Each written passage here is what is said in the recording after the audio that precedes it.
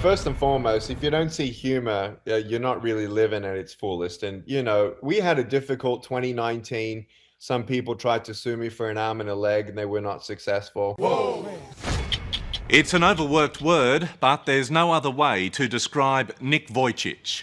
He really is inspiring. Nick was born without arms or legs. And when he tells the story of his birth, the shock, the confusion suffered by his parents, he'll have you in tears. Growing up wasn't all that much fun either. So how did this poor little Aussie kid do so well? Become school captain, go to uni, get a double degree, and set himself up in a really great job. That's the story we're about to tell. A message of hope that's helped teenagers all over the world cope with their problems. A message you'll never forget. You should jump in, mate. Nick Vujicic was born with no legs and no arms. I'm going out on a limb. What do you want? But he's sure got plenty of guts. This is scary right here, mate. This is where you gotta have guts. Or you're a bit crazy. 10. Nice, mate. Thank you very much. You're a generous judge.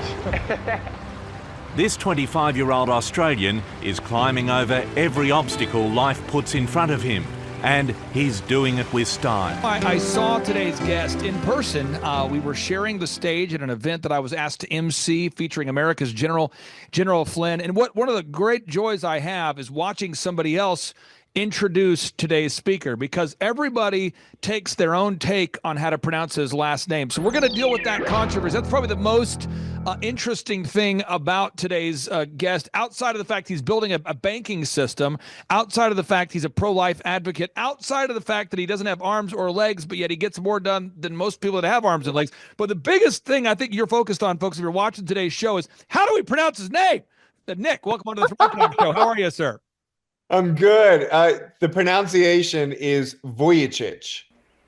Vujicic. Everybody, say it with me now. Got it. Vujicic. If you're in your car right now, you're driving right now in your car. Vujicic. Everybody right now, you're taking notes. Vujicic. Okay, there we go. Now we've got that behind us. How are you, sir?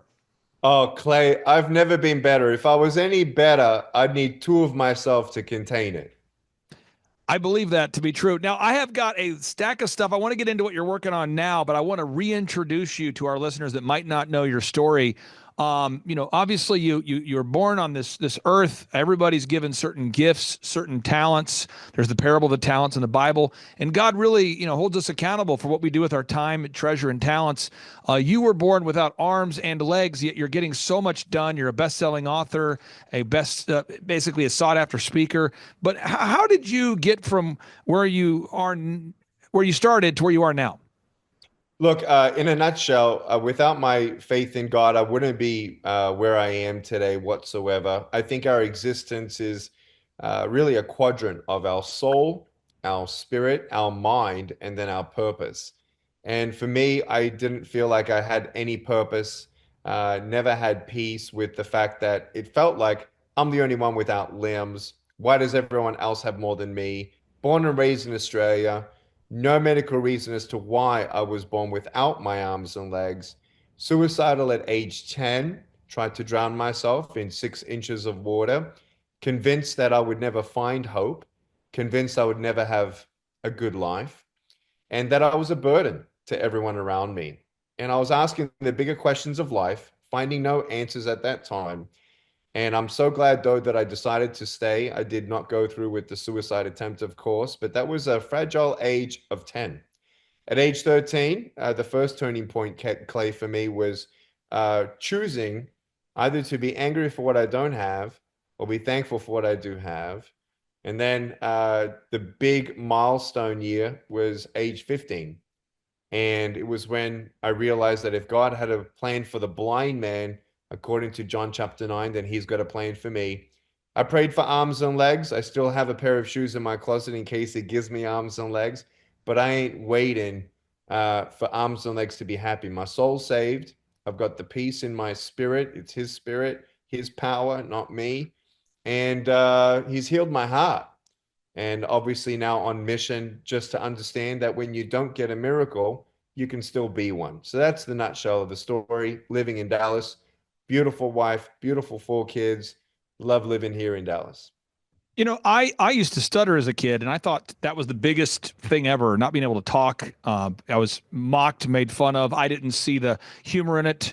Somebody watching today's show, maybe you lost a loved one, maybe you were raised without a mom or a dad, maybe your parents were alcoholics, maybe you lost your best friend in a car accident, maybe your father died from Lou Gehrig's. A lot of these examples I'm throwing out are just things that I can personally relate to with my clients in my own life. And I know, when I lost my dad of Lou Gehrig's disease, or I lost my best friend in a car accident, or I used to stutter, we can get bitter, but you've decided to turn that into betterness. You're kind of like a hope dealer. That's what you do. I love it. You're I a, want that shirt, Clay. you're a, HopeDealer.com. I think that's wonderful. so tell us, like, how did you become a best-selling author? Like, a lot of people say, I've got arms, I've got legs, but I can't type. I don't have time to type the book, write the book, get the book. How did you become a best-selling author? Well, really, the whole speaking thing came at age 17 when the janitor at my high school actually came up to me after he saw I did a speech as the vice president of the high school in front of 1,400 students. And it's actually on my up and coming documentary coming in every theater, 1,600 screens in October this year, called No Limbs, No Limits. And the janitor came up to me and he said, "You're going to go around the world and give people hope." And I'm like, "You're crazy." He says, "You got a powerful story." I said, "No, I don't." And he actually organized my first speech at age 17. I went into real estate at age 19. I was a stock trader as a teenager as well. Never thought I'd go into speaking or have a book. And so thankful I came from Australia in the early 2000s and got a book deal with the literary agent, Dupree Miller and Associates out in Dallas. And they saw me, they heard about me at a couple churches, thanks to some friends in California. And and it was just the beginning of an incredible journey that's now taken me all around the world. Those books, I've got 6 books translated in over 40 languages. And I've been at 84 countries, met 35 presidents and vice presidents. My largest crowd was 800,000 people in person. And it's been an incredible ride where through book, you can give someone hope. And, if you've ever felt like, hey, that's something that I want to do, a dream of mine, do it. You have no idea how much we can do, Clay. We just 2 hours set aside on a Saturday. Well, I wish I had more time of the day. Yeah, I have the same amount of time as you, and I also have no limbs. We shouldn't be making excuses. My challenge is, are you sure that's your real dream? Because if you really want it, you go out there and you do your part and learn all that you can to get the ball rolling. Take one step at a time, but dream big. Now, you're a funny guy. For people out there who haven't seen you speak, you're actually much funnier. I mean, you're not a comedian, but I mean, your talks are pointed. But I was told years ago by Lee Cockrell, the former executive vice president of Walt Disney World Resorts, who at the time he was managing 40,000 employees. Think about that. He managed 40,000 employees and 1 million customers a week at Disney World. He was the head of the Disney World Resorts.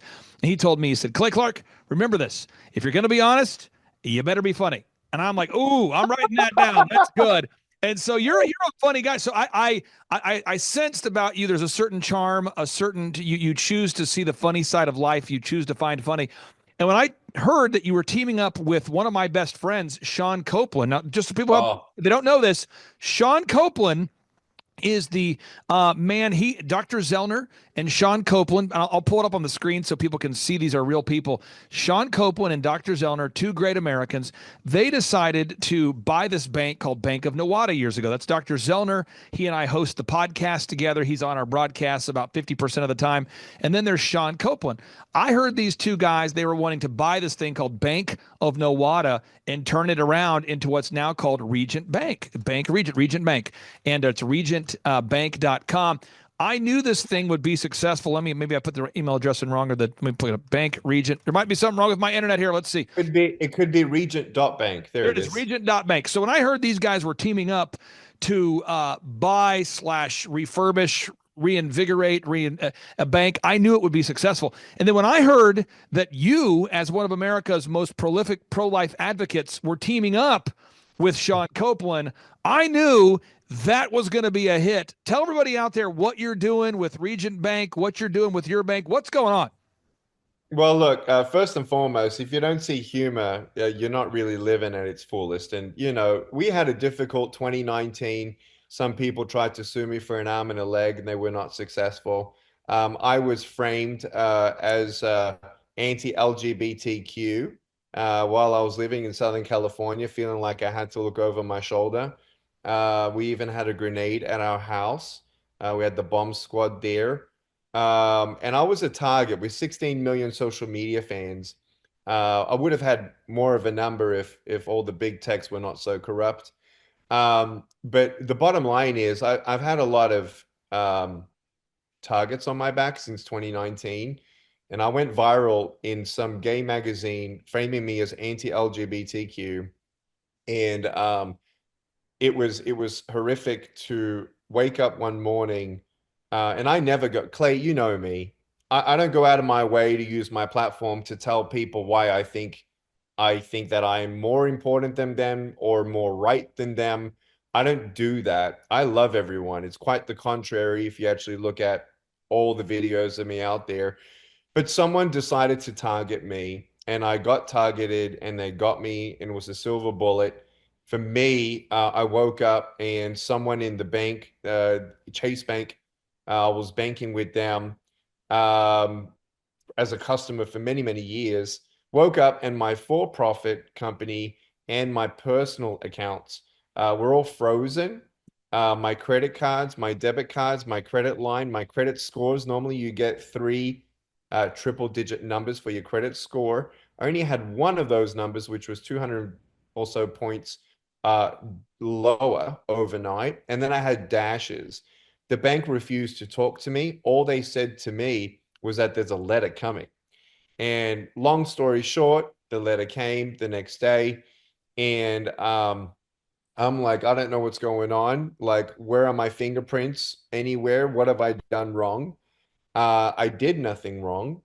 And the letter said nothing except for we reviewed who you are. We don't want you. You got 30 days to find another bank or we take your cash. Now, I'm an entrepreneur and I left Australia for opportunity in the United States of America. And I never thought that this would ever be possible.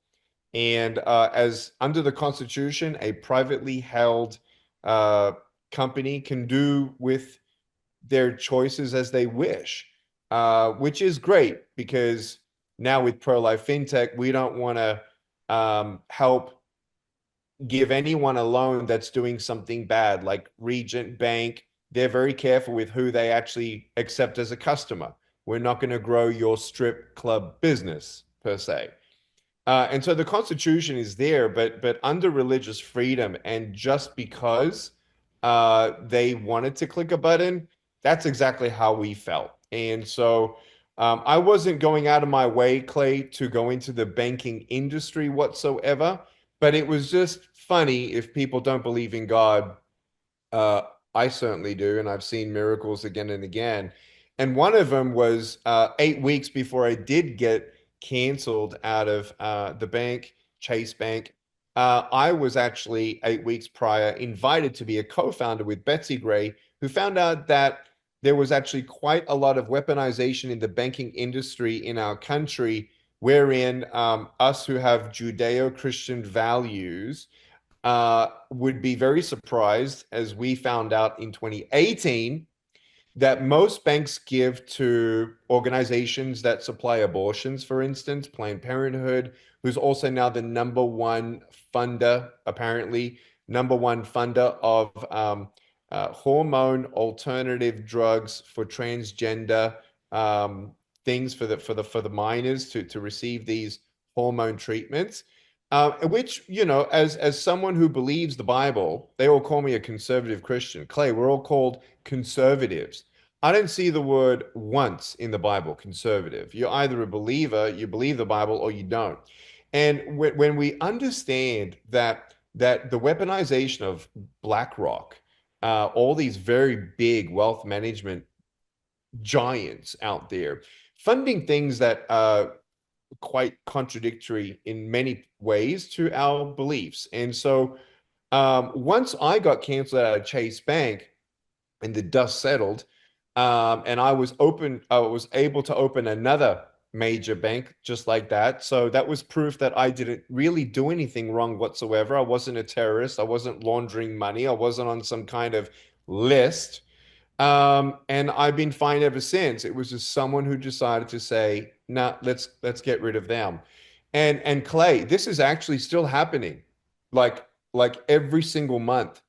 There are just banks out there that are walking away from churches and Christians, and I'm actually getting ready to do a mini documentary about the weaponization of the banking industry. And Sean Copeland, sorry to answer your question the long way around, Sean Copeland is the president and CEO of Regent Bank, a bank that is blatantly Christian, and tells everyone that, we love you, but where we philanthropically give money will be Judeo-Christian values based. And so that's basically the alternative.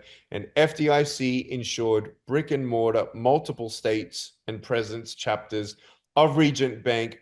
Pro-life fintech is simply an online banking alternative, a digital front door, if you will, of Regent Bank. And we're so thankful that Sean is on our board, as well as Charles, with decades and decades and decades of experience in the banking industry. So that's the whole story. Now, again, just to be clear, you still choose to find funny. I mean, despite the fact that life can get crazy, you continue to find funny. And when people watch you speak, you're a joyful, cheerful man. You turn, the proverbial lemons into lemonade. I watch you do it time and time again. It really is a powerful thing to watch you do this. But I want to show someone an example of what you're talking about. So when we did these Reawaken America Tour events, which I no longer do, but Eric Trump and General Flynn and I and Kash Patel, we did 24 events together. And at these events, I would reimburse people for their travel fees from time to time. So some of the speakers, were financially in a bad spot due to the lockdowns, the quarantines, the curfews. And so we're getting, Eric Trump and General Flynn, and I would reimburse certain people for their travel. And when I would go to reimburse it, my wife would tell me, hey, their bank denied it. Their bank reported it as fraud. Their bank rejected it. And we're talking about Peter Navarro. This is the President Trump's chief economic advisor. We're talking about Kash Patel, the now FBI director. We're talking about Mike Lindell. I mean, we're talking about Sean Foyt. And as I'm wiring people money or reimbursing money or trying to send money, it became crazy because you had to figure out, will my bank allow me to send your bank money, or will your bank receive the money from my bank? And thankfully, we do a lot of work with Regent Bank, so that resolved that in our mind. But so many of these speakers they were saying, why won't my bank receive funds from you? And it was creating almost a sorts of friction. And then General Flynn, because most people think when a bank doesn't receive payment or a bank's canceling somebody, surely that can't be true. Well, then General Flynn hopped on our show the very day that Chase Bank canceled him.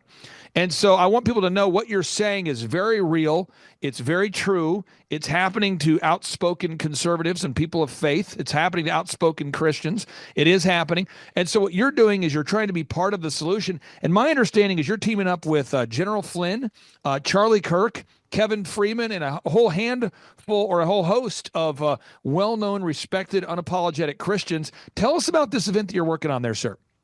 So the event unfortunately did happen already on the 8th of March for anyone out there, but we're actually releasing a 30-minute highlight of what we call the grand opening night celebration of Pro-Life FinTech. And if you can actually get up prolifefintech.com, Clay, just so people see the website, this is how the website looks like, prolifefintech.com. It's just an incredible array of information to really get to know who's on our board, who our CEO is. We want a banking alternative for people that honors God. And so we've got Charles White, we got Sean Copeland, Stephen Libman, and Russ is our CEO. And all of us understand that there was just not the right solution. And we are just, if you will, the tip of the spear of a movement of a greater ecosystem that does honor the Lord. And so um, it's been an incredible ride. It really, really has. And for those of you who do not really understand the banking industry, the FDIC insurance for any brick and mortar bank, they need to raise 10% capital per year to keep up with the deposits. And what we're doing actually is, so Charlie Kirk was on the grand opening, Kevin Freeman, Jakub Boyens, uh, Sean Copeland spoke. So that's going to be uploaded on the website, highlights of it within the next couple of weeks. But what we're really excited about, Clay, and if you'd ever want me back, um, we're actually bringing an alliance of Christian bankers across the country, where we actually can then, once we do hit the top of the silos, you can actually, what's normal practice in the banking industry is off-sell deposits. And so what we're trying to do is make an alliance of hundreds of bankers who would be bold, who would be the tip of the spear. Because it's more than just pro-life fintech. It's more than just Regent Bank, even though they're our sponsor charter. We know this is a movement that the Lord wants, and it needs to happen. It really does. And so we're really excited about that. And having Charlie on stage was absolutely incredible. Now, again, what's so fun and what's so great and so how God puts things together, I did not know that you were teaming up with Charlie Kirk, but I've had Charlie Kirk come to our Reawaken America Tour events. I did not know that you were going to team up with Sean Copeland, but I've known Sean Copeland for years. In fact, Sean Copeland was the first adult male that I've ever sat down with who was in a leadership position of in a bank, that told me, hey, it might be a good idea for you to set aside a set percentage of your savings into gold because of this thing called inflation. And, I'm a 25-year-old guy building this super successful entertainment company with no knowledge of the concepts of inflation. All I knew is I'm growing my massive company at the time called djconnection.com, which I haven't had for over 15 years, but I was building this business. And here's a guy who owns a bank who had the compassion to tell me, hey, there's this thing called inflation. You may want to buy gold and silver to hedge against that. I did not know that you were teaming up with Regent Bank. I've known Dr. Zellner, who teamed up with Sean Copeland. Why? Because they're high character people. And so it's great to see that you've chosen to surround yourself with those kind of people. And I think that speaks volumes about what you're doing. Can you walk us through the kind of banking experience that people could expect if they do team up with you? Yeah, really appreciate it. And General Flynn, he was amazing. He was called by Trump. He couldn't make it, but he did an incredible video that we're going to make public as well. Yeah, look, the banking experience. If you go to prolifefintech.com right now, you'll see at the top of the page a way that you can just click on the top button, open an account. And so if you want a personal checking savings account, a money markets account, we've got some pretty competitive earning interest accounts for you to consider. And thanks to God, number one, but thanks to Sean Copeland and Regent Bank team, we've actually now been able to partner with Regent on a deeper level, faster level, and quicker to actually just open up right now corporate accounts, trust accounts, business accounts for nonprofits and all. Everyone can now open up an account, and that link is there on that homepage to just open it up at Regent. And if the code's there still, that means that they haven't just done the customized page yet for us, but it's already open. It's just whether you need to put PLF code in or not. And so all the information is all active right now. And if there is a code, your listeners can basically just go straight there on that link and put in PLF, that stands for Pro Life FinTech, and you can open up an account wherever you are in America, in the United States of America. All ATM withdrawals are free, and a lot of more people are getting more used to solely online banking solutions, and so we're one of them. And we though will also give 10% net profits to biblically aligned nonprofit organizations that actually would please the Lord and honor the Lord. Now, with the final 5 minutes we have you, I'm going to ask you three questions that maybe you've never been asked on interviews. Maybe you have, but I'm going to go for it. Three questions, 5 minutes of rapid fire. Hot seat. Here we go.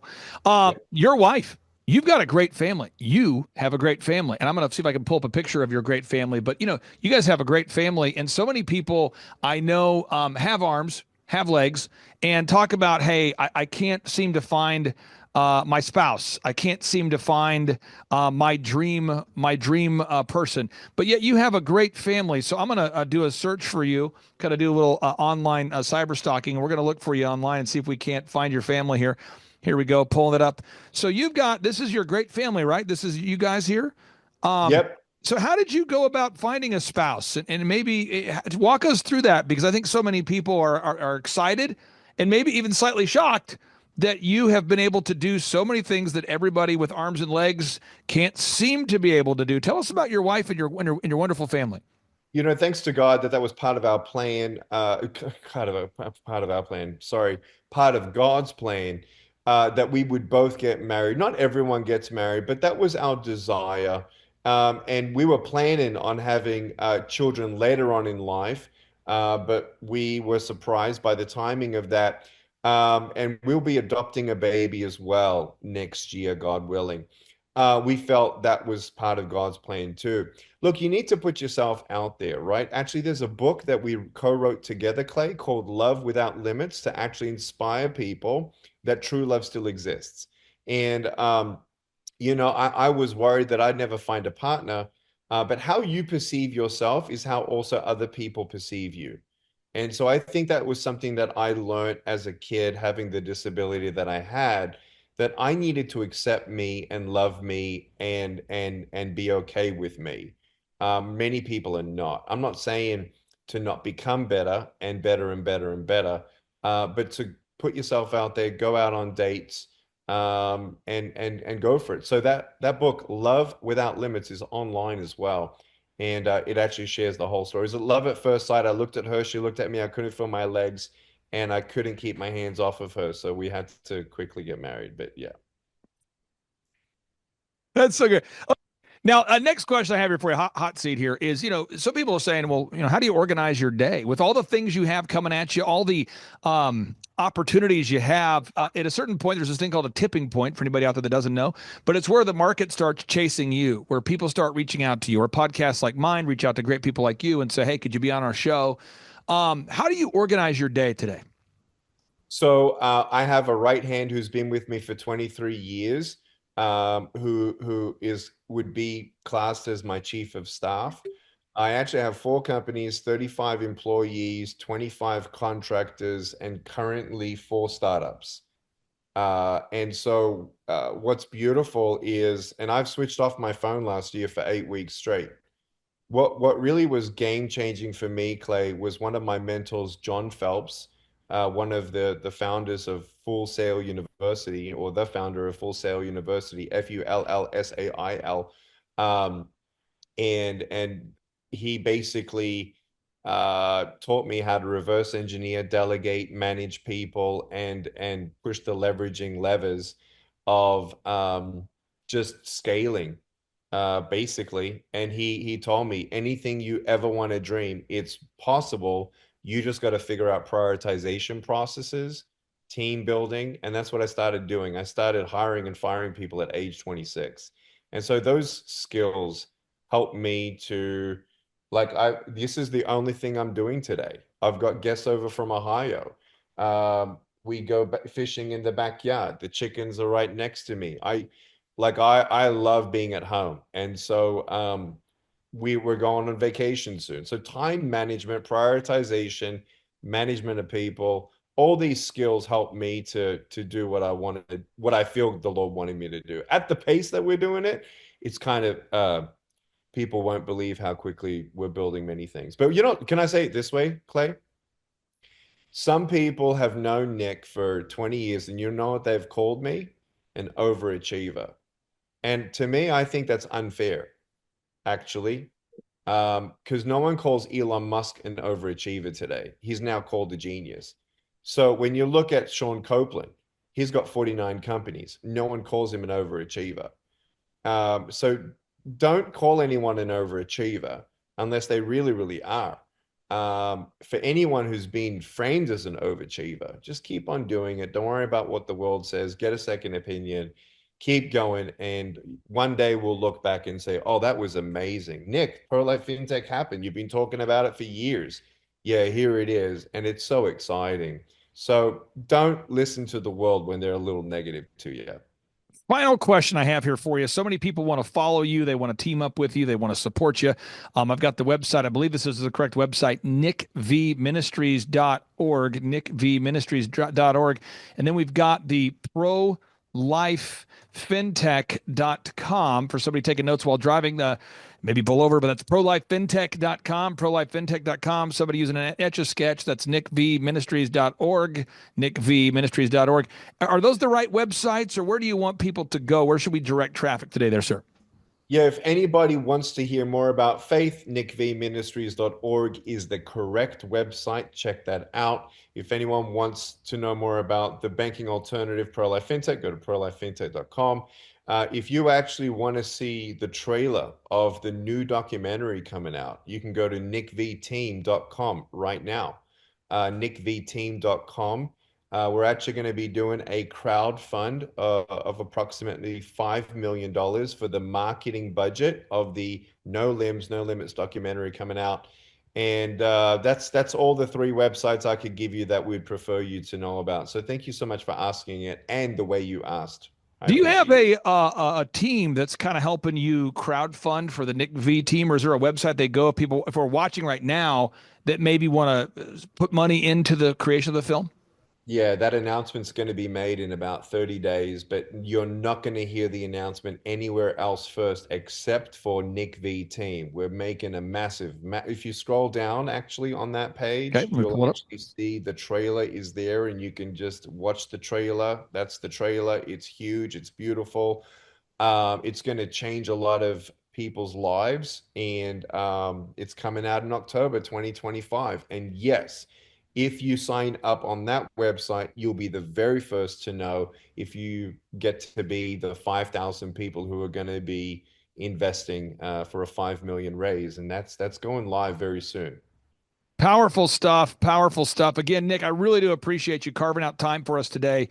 I've just seen you resonate with audiences where you come out on stage, people aren't quite sure what to expect, what to do, how do we react, what's going to happen. And you have a great way of sharing things we need to know that are profound, and they are things that cause kind of a reverent, introspective look at where we are versus where we want to be. I would say your talks oftentimes create a aura or energy of accountability, of reflection, of it makes people want to do better, be more, do more. But at the same time, amidst the conviction and all that, you provide so much humor that it works in a way that I encourage everybody, if they haven't seen you in person, they really should do it. Thank you so much. I really do appreciate you. Love you, Clay. God bless you and everything you're doing, and God bless all your listeners. Take care, brother. Bye-bye. Well, Thrive Nation, it's a very special occasion because a lot of times on the Thrive Time show, I get to interview people that I am friendly with or have an acquaintance with, that kind of thing, and I enjoy that.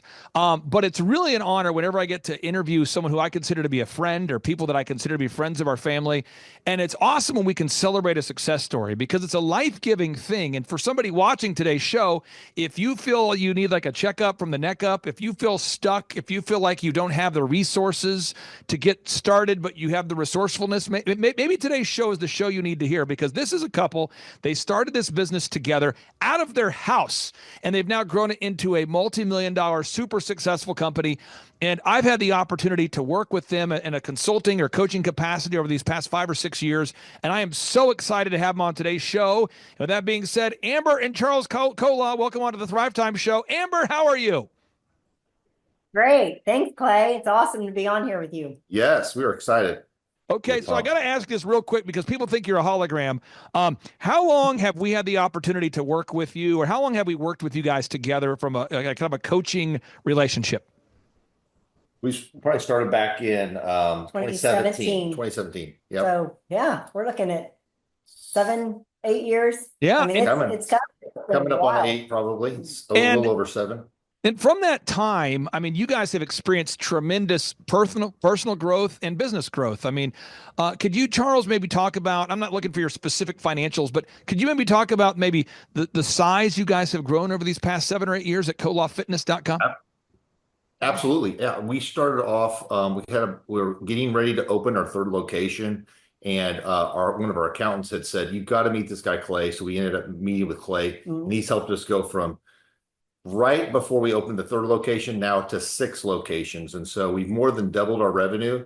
And these are ground up build gyms. And so it's not, the barrier for entry is pretty high. It's 20 plus staff at each location. So yeah, it's been a lot as far as running systems, checklists, workflows, who does what, when and how, training us on that. Clay's helped a ton. We would not be where we're at without him. So huge win.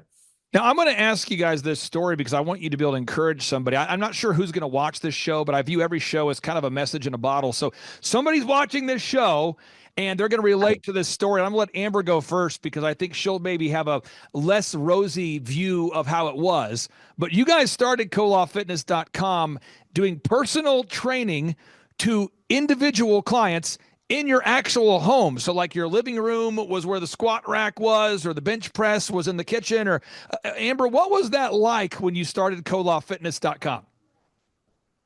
Well, I think when you're starting something like that, you don't see bigger picture. You're not thinking that far ahead. You're just kind of thinking you have to work, you have to survive, you've got to make money, you're doing what you love.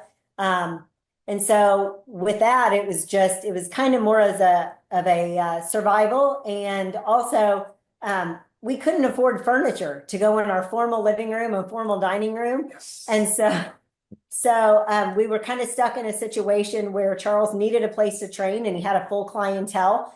And so we just were, well, why don't we find like a big universal piece, stick it in the living room because it's just an empty room. And the dining room became more of the office. And so we bought a big universal piece and threw down some rubber flooring, ripped up the carpet, and put some big mirrors on the wall. And we just started doing what we needed to do at the time with I definitely did not think it was going to be in my house for a couple of years for sure.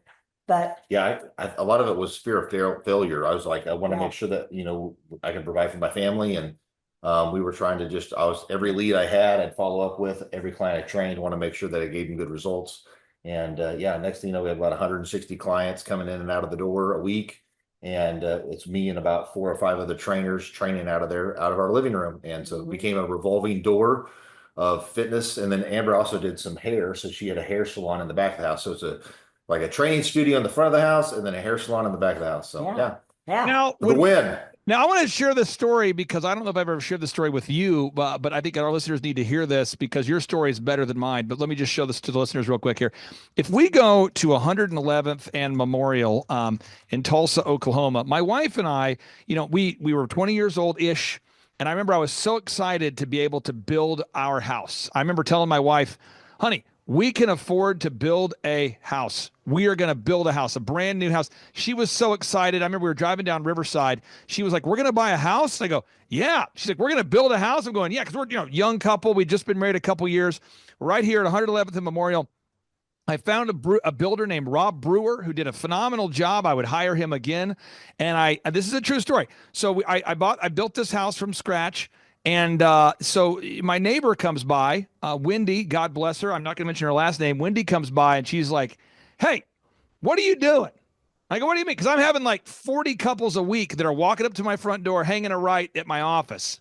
And there's probably 8 DJ vans in my backyard. And she's like, what are you doing? And I'm going, well, what do you mean what I do? She's like, this is a residential neighborhood. What are you doing? And I said, well, I'm running a business. She said, you can't run a business here. So I had back here in the backyard, no kidding, I had 8 different vans back there. And then neighbors kept asking me if I was running drugs. I mean, people were concerned because the first DJ would come to load up gear at 4 in the morning, and our last guy would come home at 3 in the morning. And it was just a wild thing. So I got to ask you with the gym, Amber, how early were people coming to work out, to do squats and bench press and cardio? What time were they showing up? How many people were showing up? Oh, yeah. So Charles is he's relentless and he'll fill any hour he can. And so he would start as early as 5 a.m. with his first client. And, sometimes it would last until about 10 o'clock at night. And so it was just a revolving door. And we always blocked out the middle of the afternoon at 2 o'clock every afternoon. And him and I, and as we added staff, we would all work out together. So it became this big, workout session together. It was awesome. And this is a real thing. Now, Amber, I'm not looking for anything super salacious, but I mean, did you ever have awkward situations? I mean, because you're sleeping there, you're living there. Do you guys ever have just like, yeah. I remember with the DJ business, my wife about once a week there for a while, she would come downstairs and one of my DJs would get, Clay, where's the bathroom? I'd say, right there. And they would walk into our master bedroom and I'm like, get out of there. That's my bathroom, you sicko. I mean, did you ever have just weird client interactions? Oh, yeah, totally. Our kitchen became like the staff break room. And so all of a sudden I've got everybody's lunches in my fridge. And I remember one day a guy had went to get the barbecue sauce out of the fridge and just drops it. And it just shatters all over the kitchen floor. But his client was here. So he looks at me kind of like, and I was like, just go. I got like, so I'm cleaning up barbecue sauce out of the kitchen. One morning I had gotten out of the shower and I come out of the bathroom, which is at the top of the stairs. And I'm just making that short little jagged over to my bedroom door. And so I have my hair in a towel and a robe on, and I open the door, and right there at the bottom of the stairs, Charles has one of the clients doing calf raises. And they just, good morning. And I thought, get this out of my house. So yeah.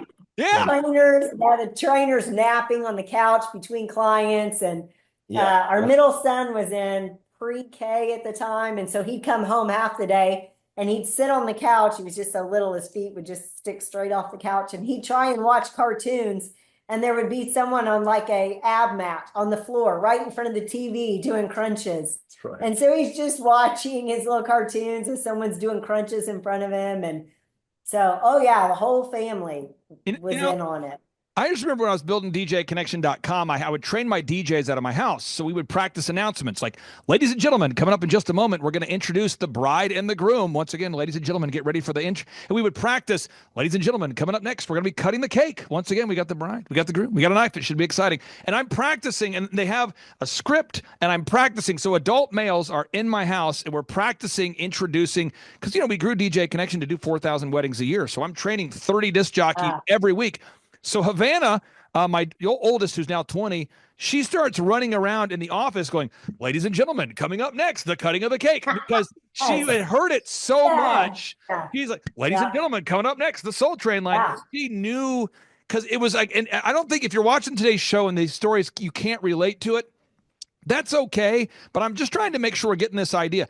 This is a real couple that I would now classify as a super success story, but they had to start somewhere. And it's not about resourcefulness. It's not about resources. It's about resourcefulness. Again, it's not about resources. It's about resourcefulness. Look at the backyard. I turned half my backyard into a concrete slab so that we could park all the vans back here.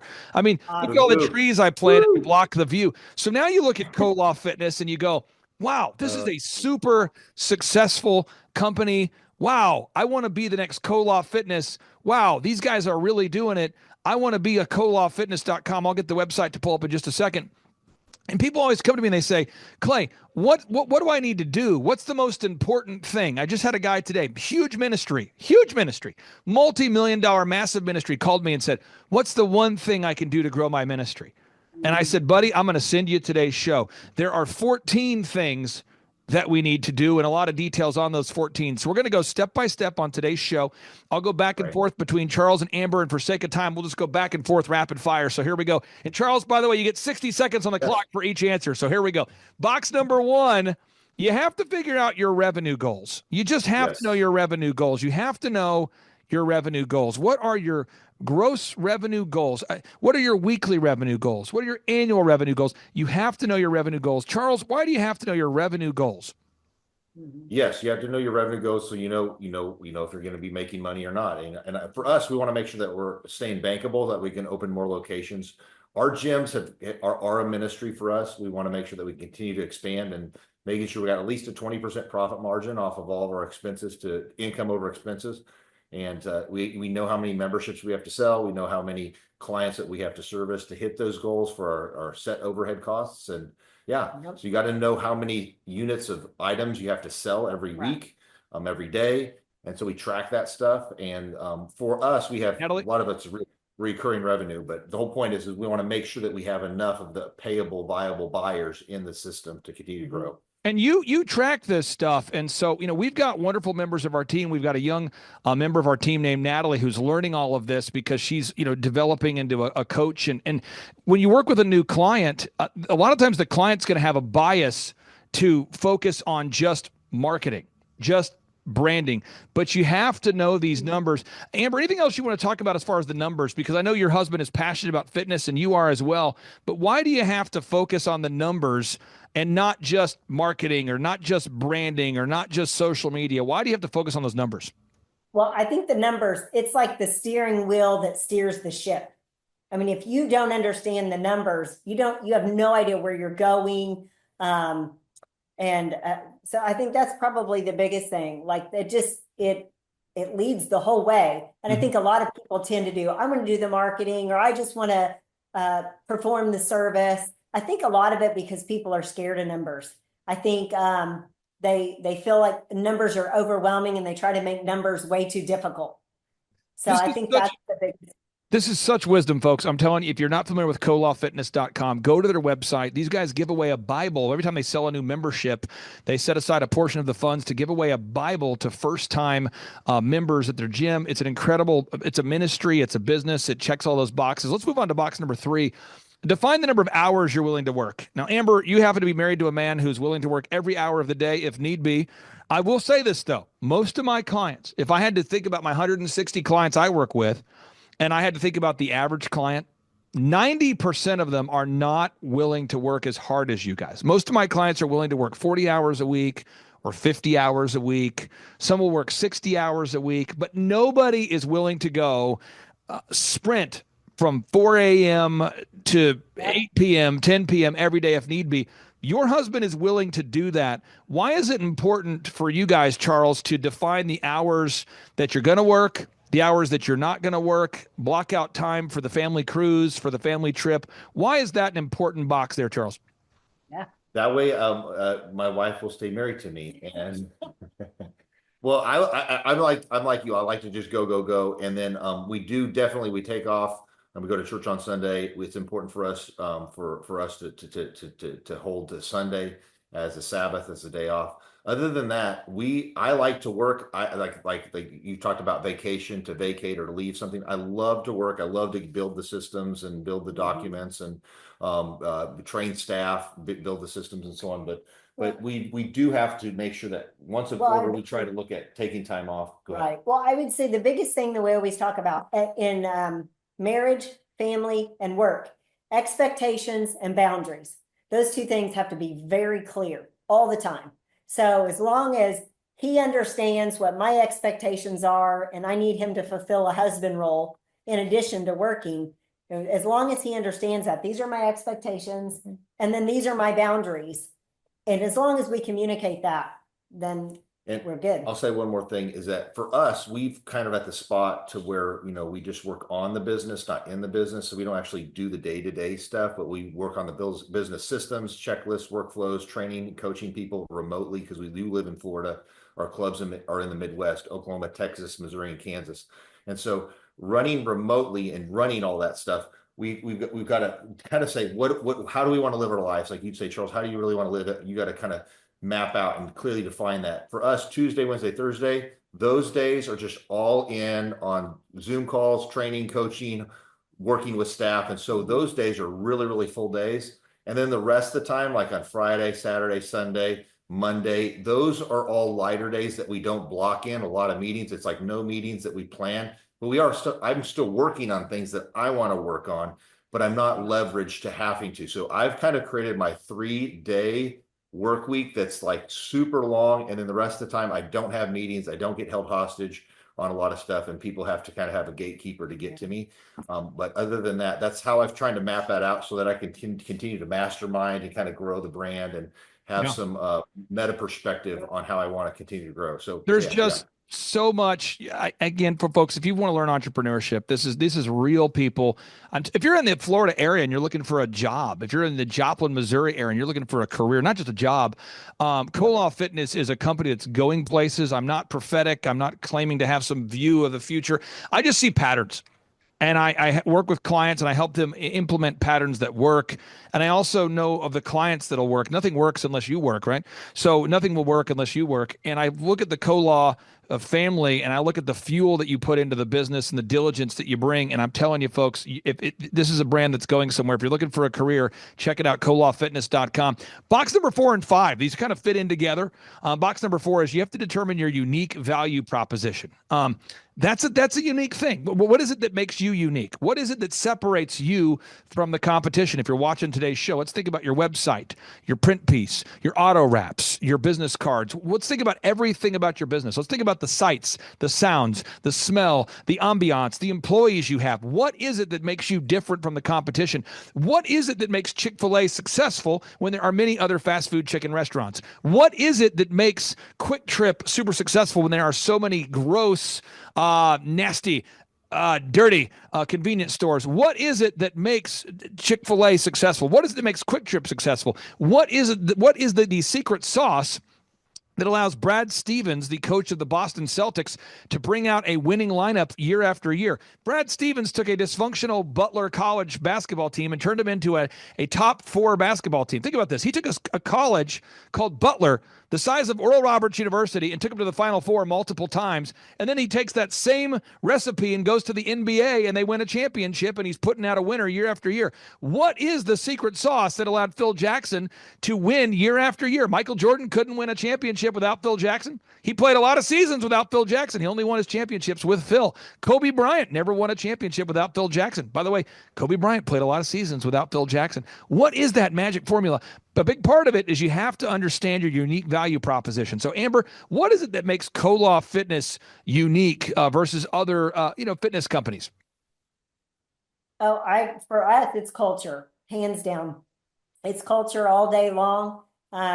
And we worked really hard at our first location to set the culture and make it what we wanted it to be. We wanted a fitness center that everybody could come be a part of. And I mean, not everybody likes it. But it's definitely our culture. And that was something we knew we had to be able to duplicate when opening other locations. And so that is probably the number one piece that we train, develop, encourage, that we're the biggest part of the company that we are still a part of is the culture part. Yep. And that's the big part. I'm going to just kind of jump on a little bit more. We're unapologetic in our Christian component to that. Think if Planet Fitness is the McDonald's of gyms, Koloff Fitness is the Chick-fil-A. And what I mean by that is we are a strong Christian culture. We hire and we look for people that match that. They don't have to be a Christian, but they do have to align with those values. All of Christianity summed up in one word is the word agape. That's an unconditional love.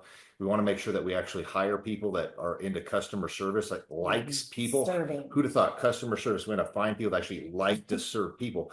And so we really vet that pretty heavily on the front side, on the onboarding, with our, like our Christian culture. We play a video, we talk about who we are, we talk about the Christian values, devotion to God, discipline in living, denial of self, dream great dreams for God's glory, determination to stay this course. So the Christian side of it is kind of strong. So either people lean in or lean back. And so when we do group interviews, this is where you've taught us a lot of great systems.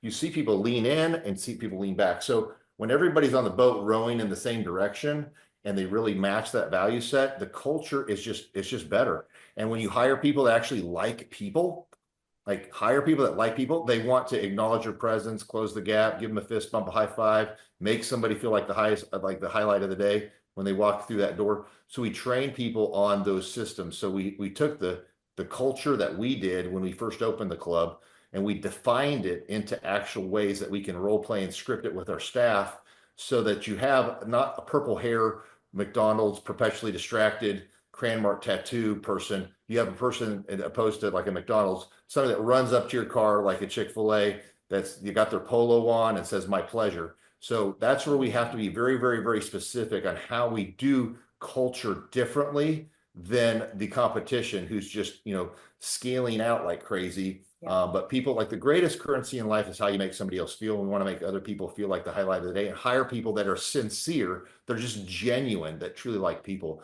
If you do that well, you have to lock the doors to keep people out. I'm telling you, folks, this is so important. I talked to a guy the other day who applied to work for your business, true story. And he's kind of a gremlin. I know him because he didn't get hired by a friend of mine. And so a friend of mine's like, hey, I didn't hire this guy. He's kind of a gremlin. I said, what do you mean gremlin? He's like, yeah, he's just kind of a curmudgeon, kind of a negative guy, Debbie Downer. And, he's got a big background in fitness, though. And he's into fitness, and he played at, sports at a high level, and he'd love to come work for you, Clay. And I go, okay. And he's like, yeah, I guess he applied for the co-law guys a couple years ago, didn't get the job. And I'm going, interesting. And I knew that and I met the guy. I'm like, this guy, I understand why you didn't hire him, and I didn't hire him either. And I'm just telling you, have certain standards. And if people aren't up to those standards, they can come back and reapply later after they turn that frown upside down. But you have a certain standard there. Now, box number 6, the three-legged marketing stool. At Co-Law Fitness, with every business we work with, every business that I work with, what we do is we develop a three-legged marketing stool. Now, I'll give you a moment, Charles and Amber, to reflect on this, and maybe this is true for you, maybe not. But a lot of my clients that come into my life, I think about Stacy Purcell, longtime client, great lady. I think about Shaw Homes, shawhomes.com. We helped Shaw Homes grow from $14 million a year to $150 million a year. I think about satellite phones. Tina, her company Sat123. We've helped them grow to $100 million a year of sales. I think about OxyFresh, oxifresh.com. We've helped them grow now to 500 plus locations. And every single time I sit down with a business owner, they have not a three-legged marketing stool. No. They have a variety of things that might work. And through tracking, we start to figure out what doesn't work. And so with Stacy Purcell, with her wonderful business, we found out that LinkedIn didn't work 100% of the time, thus saving her $8,000 a month by turning it off. I just had a client this week, true story. We found he was spending $4,000 a week on YouTube ads, Instagram ads, and TikTok ads. Got a lot of clicks, got a lot of views, no leads. Another client, I'm just a stream of consciousness. Another client of mine, they were doing mailers, getting zero response. Another client of mine was doing billboards to the tune of $6,000 a month between all their locations. And as you look at the different businesses and you track, you can really, really become much more profitable by nailing down a three-legged marketing stool. Could you talk about that, Amber? Maybe the impact it's had or hasn't had, tracking the results, getting rid of what doesn't work and focusing on what does work? Yeah, well, I would say none of that is my part of the business. And I'm so thankful. I hate marketing. But what I would say to that is that has everything to do with, like we were talking about, your numbers and the tracking. So you're talking about tracking these things. That's my side, the financial side. And I want to know that when the money's going out, that return is coming back, right? And so I do that side of it we talk about a marketing budget and watching that and holding true to that and watching those numbers and watching, the revenue that comes back from that marketing. So you may be able to talk more on the marketing. That's your. Yeah, no, absolutely. Well, we've tracked where they come from. Sometimes you do get clicks, or you do have, like, sometimes Facebook shows you're making, but it's really not getting people to walk through the door and convert people into members and convert people into higher ticket items. And so you really want to make sure that what you're spending money on is actually quantifying out into dollars. And so Clay's really been good with us to track that. We've done that for years. And so we can really kind of see in our industry, we market, in a 5-mile radius, really heavy. That's kind of our ideal and likely buyers within that 5-mile radius or a 12-minute drive time. We target those. We see what marketing works best. And a lot of times it's the same proven stuff that Clay teaches with a lot of his clients, is really seeing to making sure that you're dominating on certain platforms. And I can go into that. But the whole point is Clay has done it in every industry. And when we follow the system, track it correctly, we can monetize our marketing dollars a whole lot better. And so there's ways you want to get in front of your ideal and likely buyer. We make sure we got the right product offering in front of the right ideal and likely buyer. And the things that Clay's been doing with his clients over the last 7 years with us, it doesn't change much. There's a few little things that adjust, but it's a proven system, and that's what works. And we've done that. We've gone from 3 locations to 6, and we've more than doubled our revenue. Right. So it's been a huge win. Well, I think sometimes people want to market in a certain way because that's the cool thing to do. Like I want to be on TikTok. Right. If TikTok doesn't pay me, if it's not paying my bills, I could care less. Yeah. I mean, I can watch TikTok on my off time, but I'm not going to put my marketing dollars into it just because that's what everybody else is doing. And I think another part of that is everybody has marketing advice for you.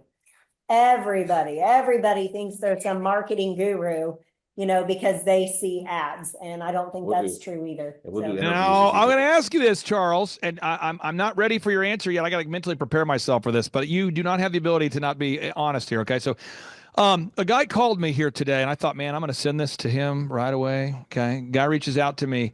He's in the construction space. Okay, and he goes, this happens every day, by the way, but he says, what would a relationship look like if I hired you guys as my coach? If I hired you, Clay, and your team, what does that look like? And I said, well, we charge you $1,700 a month. So it's less money than hiring a minimum wage employee. That's what it is. We have a weekly meeting, and we follow a proven system. And anyway, and I said, there's accountability. There's so there's kind of three parts to it. One is we have a team that helps you get your photography, your video, your web, your search engine done for you, all those things. The second is we provide coaching down a proven path. And then the third is we have workshops every a couple months so you can kind of get a tune-up. And I said, Mr. Client, Mr. Potential Client, who I've known forever, I said, Clay Stairs describes me as the ass man. And he's like, the ass man? Ooh. And I said, yeah, Clay Stairs, longtime client of mine. He's been a client of mine for like 15 years. He literally tells people that I'm his ass man. And they go, what? Right. He goes, Clay has helped me grow my company, claystairs.com. He's helped me get into political office. But he kind of is like an irritant who follows up on the same things every week until they get done. So I wanted to ask you, Charles, how would you describe what the coaching relationship looks like for somebody out there that's saying, what is it like to work with, specifically me and my team? Well, to shoot you straight, I mean, Clay's highest desire isn't always your comfort in that coaching. His highest desire is your continued development, that you do hit your goals for financial. And a good coach, think of a good coach. A good coach tells you what you need to hear, because he doesn't just care about the comfort in the room or the comfort of the conversation. He cares about your character development, your personal development, to becoming the better leader. And if you want to run a great company, you have to be a great leader. You have to be the avatar. You have to be the great person. And Clay has really pushed that in me. And for me, like I thought I've always needed that. And I was just like, okay, Charles, stay humble, stay coachable. And that's the biggest thing is most business owners, they don't have the ability to keep a humble, coachable heart and be willing to grow. When you work with somebody that has a proven system, they've worked in every industry, they've got a team of videographers, graphic designers, web developers, people that will help you build the back end of your business correctly, the proven systems of continuous hiring, of staff team, like group hiring, that you always have staff ready to go. Somebody in the bullpen, so I'll take it. You always have continuous training, staff. You're never held hostage because there's somebody that doesn't know a skill set. You can always replace somebody. Because if you don't create a system, you're going to be a limited resource. And Clay creates the systems, helps you with document creation, file organization, and make sure you got that stuff so you have a proven template. It's really more like a franchisable prototype that you can handle the lowest skill set. So great people are great, but Clay's been really good at shooting me straight. If you have a humble, coachable heart and you're willing to grow, and you take 2 or 3 action items every week, next thing you know, 50 weeks, 52 weeks in the year, you've got a bunch of systems. You got a way better website. You got checklists, workflows. You got staff following systems. You got backup for each position. Because if you don't have people in the bullpen, you're going to be held hostage. And so you want to make sure that you got the right systems, checklists, and personnel ready to go. And to run 6 different businesses in 4 different states, from Florida in the Midwest, so we don't live there, we have to have good systems, checklists, workflows, and so on, and making sure people are holding to that. Clay's been really great for helping set up those systems. So yeah, but it's to be honest, it's not always, the conversations are definitely sometimes challenging, but understanding that both parties, me as the client, him as the coach, is really trying to have the highest desire to make you grow into a better person and to help your company grow and be better. And for me, that's a good coach. And that's why I like working with Thrive and Clay. So, yeah. Amber, I wanted to tap into your wisdom on this. There was a statement that was made years ago by Robert Kiyosaki. And it really resonated with me. I heard this about 20 years ago, but he said, amateurs don't have a coach. Professionals do have a coach. And at the time I thought, you know what, from a legal perspective, I probably need a coach or mentor to help me. So I hired wintersking.com, and I've used that company for 10 plus years. It's really helped me. I thought to myself, from an accounting perspective, I need probably to have her a coach. So I hired CCK. And so in the areas where I want to improve, I really do firmly believe in having a coach. When I wanted to become a better speaker, I hired Carlton Pearson, and I worked with Carlton for as long as he would work with me, because at the time he was the top televangelist in America, and he was a phenomenal verbal communicator. And so, but it wouldn't have worked if I wasn't coachable and if he wasn't willing to coach. And you guys have done such a great job over these years implementing, and I just see the future is so bright here. So when we look at your website now, could you talk about just that weekly meeting and making those little iterations, and every week making it a little better? Because I think some people want to get rich quick. They want to become successful in 10 minutes. They want to ready, set, let's go. But you guys, every week we go to kolofitness.com. Every week we enhance the website. Every week we enhance the scripts. Every week we enhance the value proposition. Every week we're doing little tweaks that are improving the brand. Could you talk about this, that mindset of that weekly improvement? Yeah, absolutely. Well, your numbers, you have to have good feedback tools, some key performance KPIs or key performance things you look at for sales over cancellations and how much dollars you're spending on marketing. When we track that on a regular basis, we can see that we're doing well or not doing well. We make pivots. We get coaching feedback from you on best practices. And one thing is that you've not just worked in our industry, but lots of industries. And having a team of people, a team of coaches that say, hey, this is what's working, this is what's working, it's super valuable. And so, like I mean, I've got an MBA in school, but I'm telling you, like, it's real life is so much more important, and having good people that have good feelers. It's like you're only as good as your team, and Clay brings a whole team to your team. And anyways, we have a weekly meeting. Our weekly meeting, we look at, like, what are the key things that impact us? It's going to be signups over cancels. What are those signups? Which ones upgraded to higher tier options, whether that's membership, higher tier membership options, or whether that's tiering up into higher services like fitness coaching, like one-on-one coaching, or fitness training, or nutrition coaching, or group training.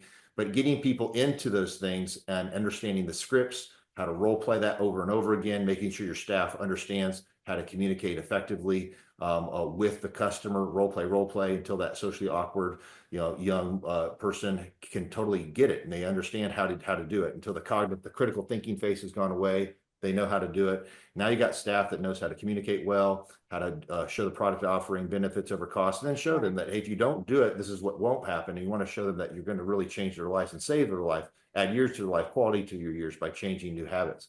And when people see that value, you've got the right staff articulating it, you close a lot of deals, you upgrade things, and you change a lot of lives. Well, one thing, Clay, I think with the coaching is it's been beneficial. It's kind of like you're our blind side or a blind spot coach. This is what we've created. There's a lot of emotions attached to it. It's what we love. It's what feeds our family. And so we can become very emotionally charged. And I think you're super helpful to kind of bring us back in and go, hey, like, so you kind of keep us focused, separating the emotions from it. And I've heard a lot of people say to you, or, in conversations we'll have, and they'll say, yeah, but you don't understand landscaping. It's not about understanding landscaping. We don't talk fitness every week when we meet. But it's about, it's about business, and it's about where we're going, and you really help keep us on track. There's that accountability, like you talked about. You guys are just super valuable. Your set of eyes is super valuable. Yeah.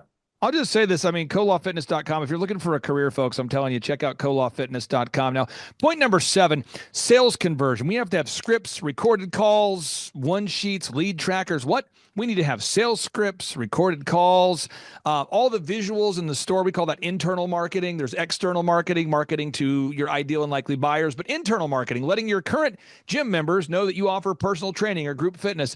Box number 8, you have to have a sustainable customer acquisition cost. What? You have to know, what does it cost you to land a new customer? Box number 9, you've got to create repeatable systems. When you clean the bathrooms every day, when you clean the showers every day, when you clean the locker rooms every day, when you clean the equipment every day, when you clean all these things multiple times a day, when you change the light bulbs every day, when you have to maintain the fitness equipment every day, when you have to hire people every day, you have to build repeatable systems or your head will explode. You got to have checklists and processes. Box number 11, you have to manage people. Manage people. What? This just in. We have to manage people. We got to hire people, manage people. How do you hire, inspire, train, retain? We have to do it. Box number 11, you have to build a sustainable schedule. What is the schedule that your company will keep? What hours will you be open? What kind of shifts do you have? What kind of org chart? Who's in charge? Who isn't? How do you deal with somebody that doesn't want to follow the systems? Because this just in, a customer will fire you if you won't fire your bad employees. In box number 12, you got to have a high standard with the A players, the B players. You got to coach up the B players to become A players. You got to coach those A players to become future leaders. You got to coach the C players out into another job or to the local bus station. You got to get them out of your life or they will ruin your business. And then box number 13, you got to make sure you're making money. It's not about how much money you make. It's about how much money you keep. Box number 14, you have to sit down every day and say, what does God want me to do? If every day is a gift, what does God want me to do? If every day is a gift from God, what does God want me to do with my faith, my family, my finances, my fitness, my friendship, my fun, my focused time? What does God want me to do with this day? That's all these things we have to think about there. And I'm telling you, folks, everything we're talking about on today's show, it wouldn't matter if Kolaw Fitness was not obsessed with wowing the customers.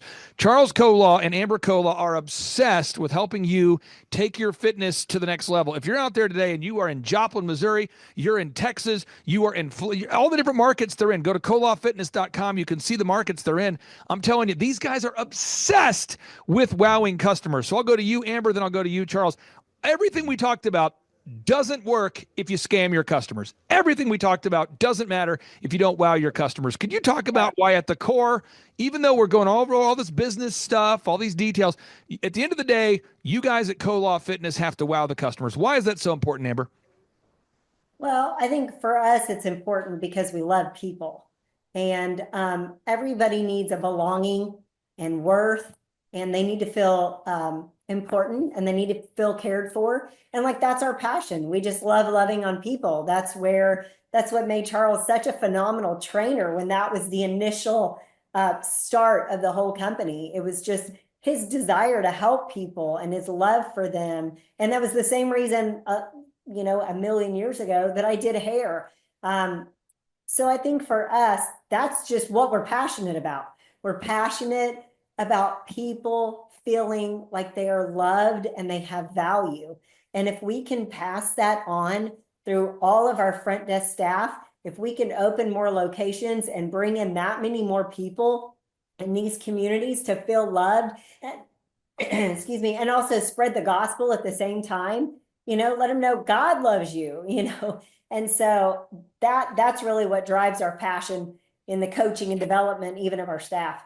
Now, Charles Cole, I got two final questions for you, and your wife can one-up you. So here we go, two final questions. Yes, There's sir. somebody out there right now, they're thinking about coming to one of our in-person workshops. They know Tim Tebow's going to be there. They know Eric Trump will be there. They know that you might be there. But maybe if they haven't been to a workshop in the past, how would you describe the in-person 2-day interactive workshops? How would you describe them, sir? It's raw and real. I mean, if you really want to if you really, really, really want to build a company, not just get like if you go to school, you get a business degree, they would say Clay's program is, business without the BS. There's no bull crap. He tells you the proven system, real proven systems that have grown and scaled hundreds, if not thousands of companies, add millions, we are millions of dollars more in revenue because of these systems that we've implemented. And we've been able to scale and not have to actually work in the business. We work on the business, just the business system. So we can live in Florida. We're definitely engaged with our staff that runs these locations, and they're great lieutenants. But we have the systems, we have the checklists, we've got the workflows, and we have the systems that we can hold people to. We've retained the right talent. We've got really people in the bullpen for every position, so they aren't held hostage to happen to do that. But all that to say, it's funny. He's very, Clay's pretty much like a comedian. It's hilarious to listen to. If you're willing to be coachable, if you're willing to have a humble and coachable heart that's willing to grow, he'll show you proven processes. There's going to be a pathway that you can be successful. And if you're a diligent doer and you just do 1 or 2 action items every week with your coach, the whole thing is it's just being more of a marathoner than a sprinter when you're working with a coach. Just do your 2 or 3 action items, and that 2 or 3 If you times that by 52 weeks, that's 150. Next time, you got a way better website. You got a way better lead funnel. You got way better staff hired. Yep. You've got systems, checklists, workflows, all document created into mind-freeing templates, sales flows, training and development of staff, all that. So you got people in the bullpen for each position, and you're no longer being held hostage as an owner, and you've got a proven system. So that's Clay and his team. Well, So, yeah. I'll one up you. I will one up him this one time.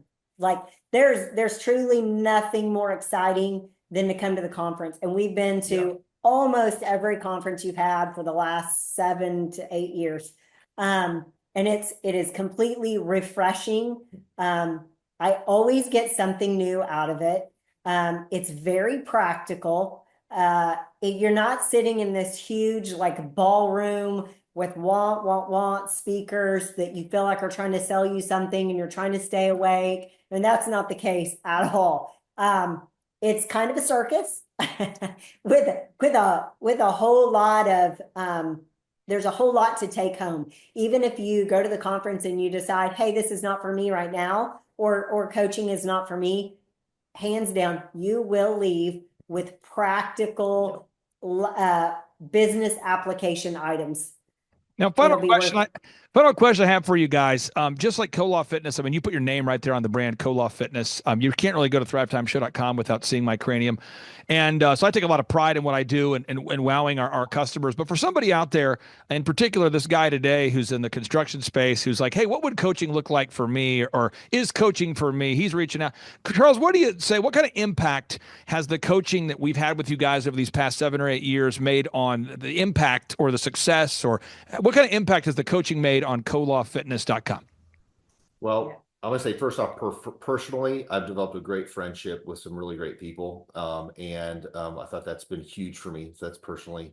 And to know people that are in the same type of pressure that you have as running a company, running a business, to have people that are intelligent and they care as a friend, that is huge. That's the number one personally. And then professionally, to have a whole bullpen of a whole data set of lots of different industries, best practices, whether that's, generally it's either a sales issue, like you don't have enough sales, or then it's a staffing issue, you don't have the right staff, or whether it's a scaling it, how do I, build this into a franchisable prototype? It's all stuff that they've done over and over and over again. And to where you have like a cognitive dissonance, like a mental disease with understanding it, they don't. And when you have somebody that gives you peace because it is something they've done before, it's priceless. So, yeah. Yeah. Oh, I would say that you were talking about it hasn't just affected us in our business, but it has affected us in our personal life too, because all of these things that you learn can be rolled over into your personal life. Yeah. So that's been huge. And like Charles was talking about, the connections that we've made with other business owners.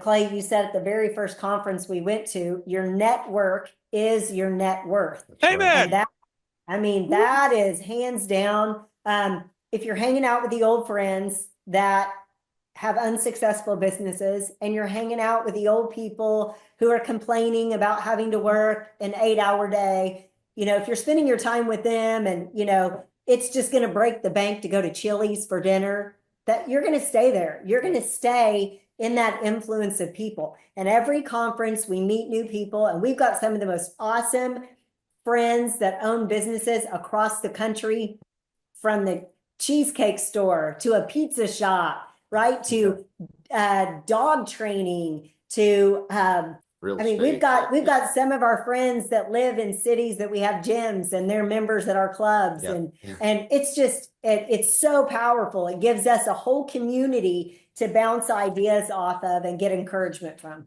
Charles, from an ROI perspective, if someone's going to look at it and go, return on investment, I pay you $1,700 a month.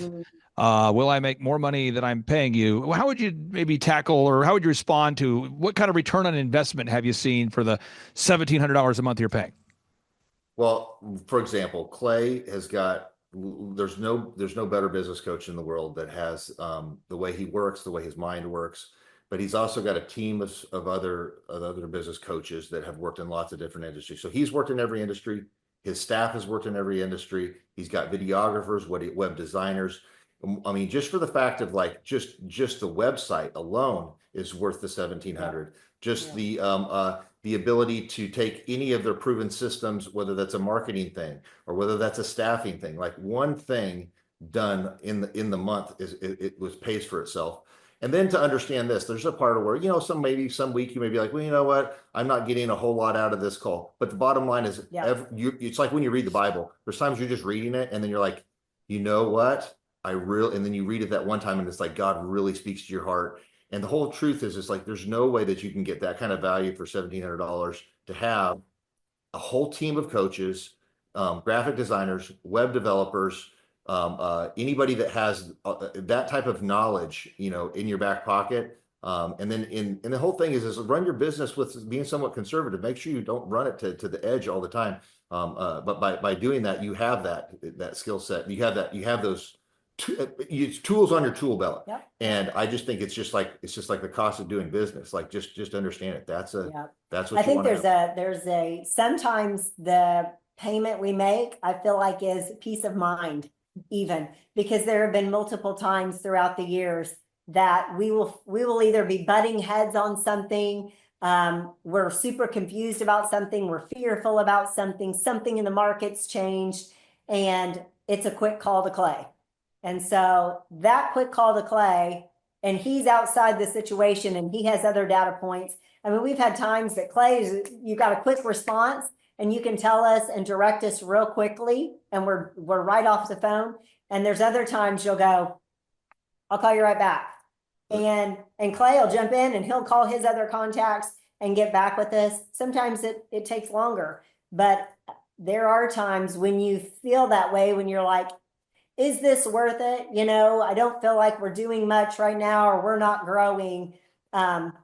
Inevitably something like that will come up, and like, that's our peace of mind. Like you're like a crucial team player, you know? Yeah. Well, you know, it's an honor to serve you guys, and for everybody's watching right now, I encourage you, if you're looking for a career. Now, if you're looking for a job, don't fill out the form, but if you're looking for a career, go to colawfitness.com, because if you live in Joplin, Missouri, Charles, Dallas, Texas, Bartlesville, Oklahoma, Amber, we live in Topeka, Kansas.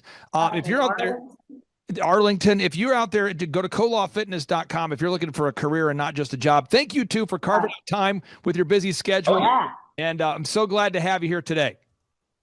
Thanks, Awesome. Clay. Thank you, Clay. Awesome. Take care, guys. Bye-bye. Clay, my honor to be on your show.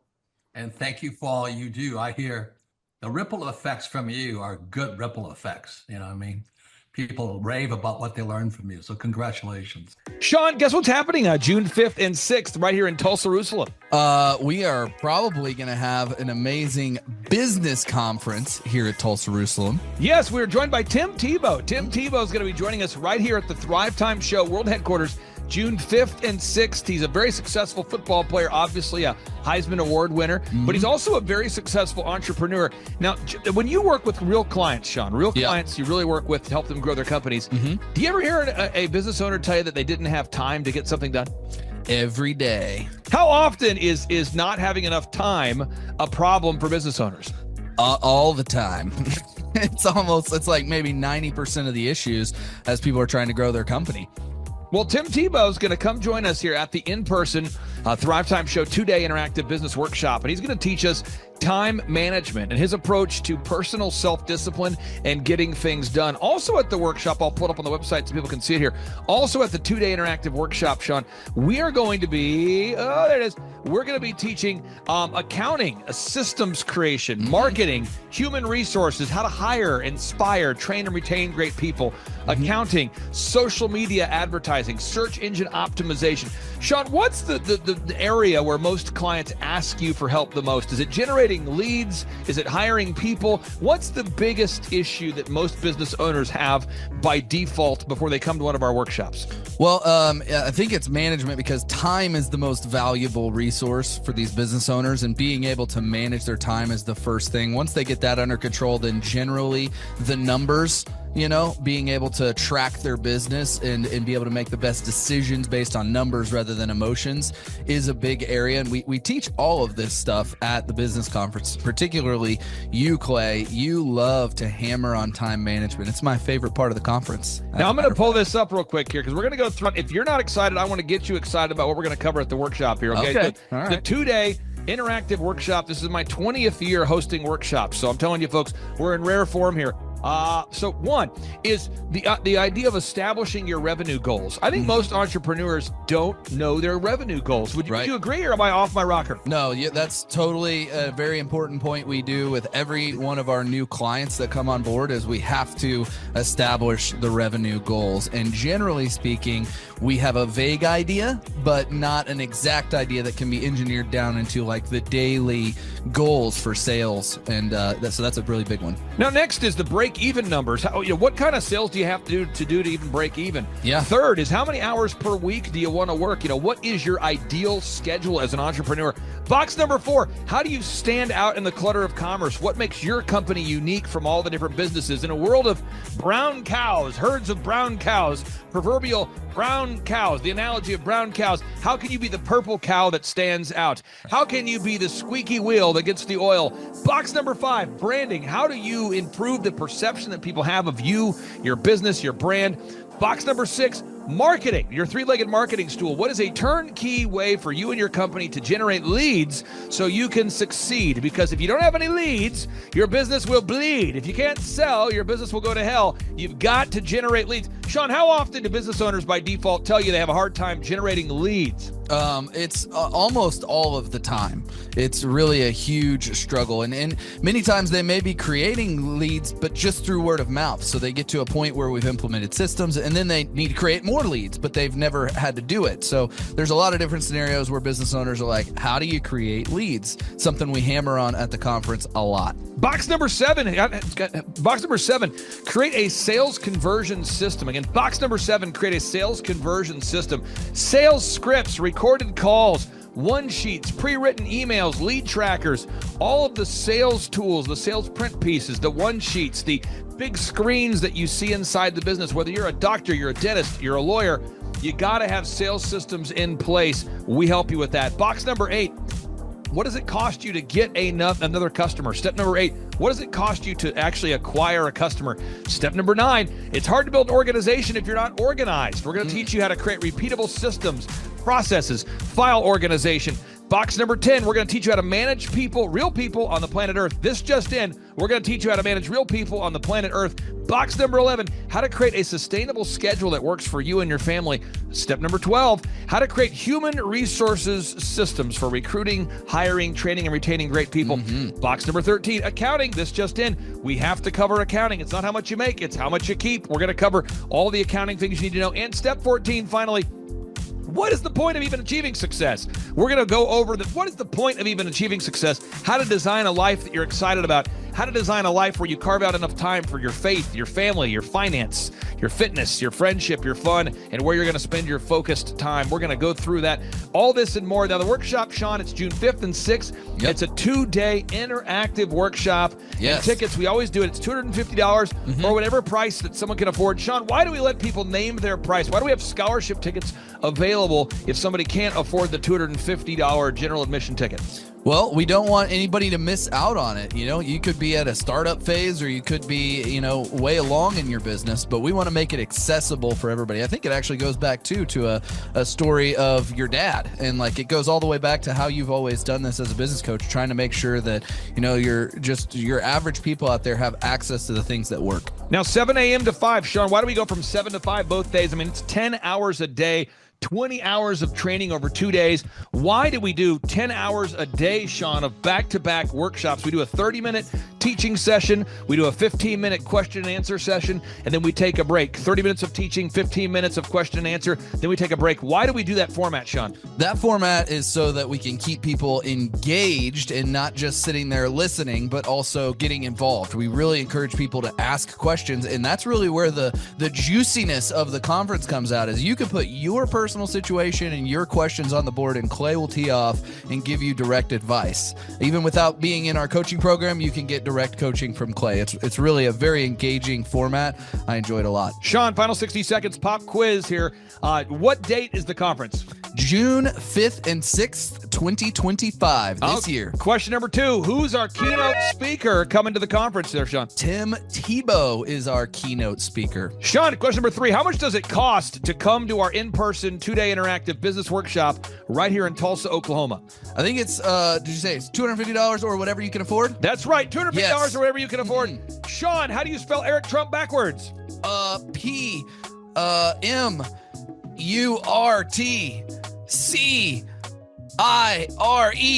Ooh, that took a long time. I'll have to listen to this. And you did it right. All right, again, that's Sean Lohman. I'm Clay Clark, inviting you to come join us at the in-person Thrivetime Show 2-day interactive workshop, June 5th and 6th, right here in Tulsa, Tulsa, Oklahoma. Sean, I'm excited to have this event. I'm excited to see you at the event, June 5th and 6th, right here in Tulsa, Oklahoma. Tim Tebow, baby. It's Tebow time in Tulsa, Jerusalem. You could be anywhere doing a lot of different things, but you chose to be here. Clay Clark is here somewhere. Where's my buddy Clay? Clay's the greatest. I met his goats today. I met his dogs. I met his chickens. I saw his compound. He's like the greatest guy. I ran from his goats, his chickens, his dogs. So this guy's like the greatest marketer you've ever seen, right? His entire life, Clay Clark, his entire life is marketing.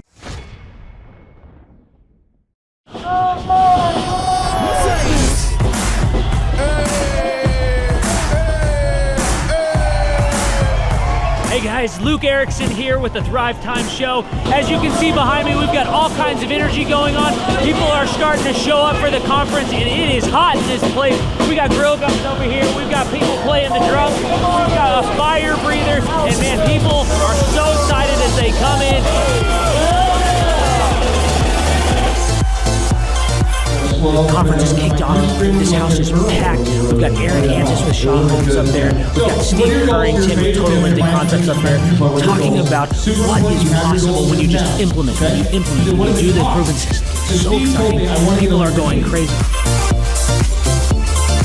Guys, Luke Erickson with the Thrivetime Show here with you. It is day 2 and the energy is high. People are so excited to be showing up. The team is ready. Come on, let's see what it's like to go on in for day 2. Follow me. I'll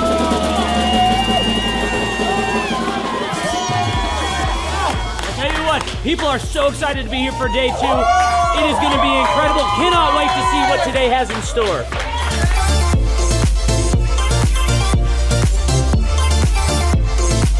Right now, here at the conference, we've broken into groups going over search engine optimization. And I know for most of us, myself included, if you hear that term, you go, what is that? What does that mean? That's too techie for me. Well, our experts are breaking it down for people so that you can clearly understand how to come up top in Google. It's doable. It's possible. Now we're in the middle of a break, and what we like to do is we like to give you as much tangible and relevant information from about the start of the hour for 45 minutes. Then we take approximately a 15-minute break to allow people to connect with other entrepreneurs around them, bathroom breaks, and also use this time to just really digest all of the good information that you're receiving the whole time. Right behind me, we've got Bob with his grill gun, melting an ice sculpture. It is awesome. The ice sculpture represents our life, right?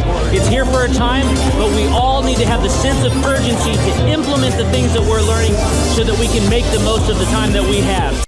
I heard about it on the podcast. Started listening to the podcast, became a fan, and then figured out about the workshop. I own an insurance and financial services agency, and I was hoping to learn from the workshop systems and processes. I'm big on systems and processes and always learning better ways to run a business more efficiently. The atmosphere's second to none. It's a high energy, really cool atmosphere to be around. Contagious, I would say. Just something every entrepreneur, I think, would appreciate and love. I'd say humorous, high energy, and full of substance, which I think is the key. A lot of business coaches or seminars maybe are high on motivation and making you feel good, but don't have a lot of substance that you can take back and implement, the following Monday, where his does. Man, there's a lot of valuable things. I'm gonna say, this is my second workshop. The first workshop I took back really the importance of a group interview.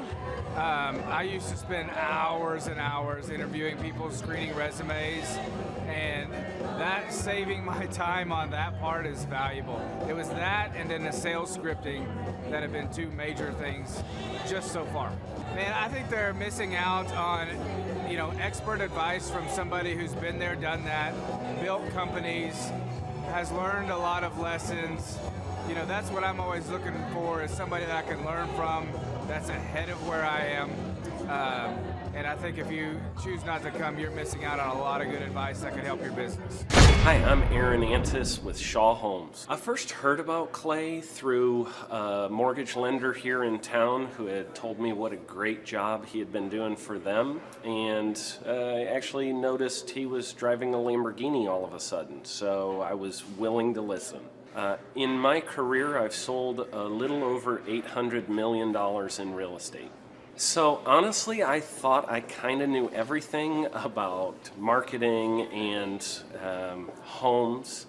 And then I met Clay, and my perception of what I knew and what I could do definitely changed. After doing $800 million in sales over a 15-year career, I really thought I knew what I was doing. I've been managing a large team of salespeople for the last 10 years here with Shaw Homes. And we've been a company that's been in business for 35 years. We've become one of the largest builders in the Tulsa area, and that was without Clay. So when I came to know Clay, I really thought, man, there's not much more I need to know, but I'm willing to listen. The interesting thing is our internet leads from our website has actually, in a 4-month period of time, has gone from somewhere around 10 to 15 leads in a month to 180 internet leads in a month. Just from the few things that he's shown us how to implement that I honestly probably never would have come up with on my own. So I got a lot of good things to say about the system that Clay put in place with us, and it's just been an incredible experience. I am very glad that we met and had the opportunity to work with Clay. So the interaction with the team and with Clay on a weekly basis is honestly very enlightening. One of the things that I love about Clay's perspective on things is that he doesn't come from my industry. He's not somebody who's in the home building industry. I've listened to all the experts in my field. Our company has paid for me to go to seminars, international builders shows, all kinds of places where I've had the opportunity to learn from the experts in my industry. But the thing that I found working with Clay is that he comes from such a broad spectrum of working with so many different types of businesses that he has a perspective that's difficult for me to gain because I get so entrenched in what I do, I'm not paying attention to what other leading industry experts are doing. And Clay really brings that perspective for me. It is very valuable time every week when I get that hour with him. From my perspective, the reason that any business owner who's thinking about hooking up with Thrive needs to definitely consider it is because the results that we've gotten in a very short period of time are honestly monumental. It has really exceeded my wildest expectation of what he might be able to do. I came in skeptical because I'm very pragmatic, and as I've gone through the process over just a few months, I've realized it's probably one of the best moves we've ever made. I think a lot of people probably feel like they don't need a business or marketing consultant because they maybe are a little bit prideful and like to think they know everything. I know that's how I felt coming in. We're a big company that's definitely one of the largest in town. And so we kind of felt like we knew what we were doing. And I think for a lot of people, they let their ego get in the way of listening to somebody that might have a better or different perspective than theirs. I would just really encourage you, if you're thinking about working with Clay, the thing is, it's month to month. Go give it a try and see what happens. I think in the 35-year history of Shaw Homes, this is probably the best thing that's happened to us. And I know if you give them a shot, I think you'll feel the same way. I know for me, the thing I would have missed out on if I didn't work with Clay is I would have missed out on literally an 1,800% increase in our internet leads, going from 10 a month to 180 a month. That would have been a huge financial decision to just decide not to give it a shot. I would absolutely recommend Clay Clark to anybody who's thinking about working with somebody in marketing. I would skip over anybody else you were thinking about, and I would go straight to Clay and his team. I guarantee you're not going to regret it, because we sure haven't. My name is Danielle Sprick, and I am the founder of D Sprick Realty Group here in Tulsa, Oklahoma. After being a stay-at-home mom for 12 years and my 3 kids started school and they were in school full-time, I was at a crossroads and trying to decide what do I want to do? My degree and my background is in education, but after being a mom and staying home and all of that, I just didn't have a passion for it like I once did. My husband suggested real estate. He's a home builder, so real estate and home building go hand in hand, and we just rolled with it. I love people, I love working with people, I love building relationships, but one thing that was really difficult for me was the business side of things. The processes and the advertising and marketing. I knew that I did not have what I needed to make that what it should be.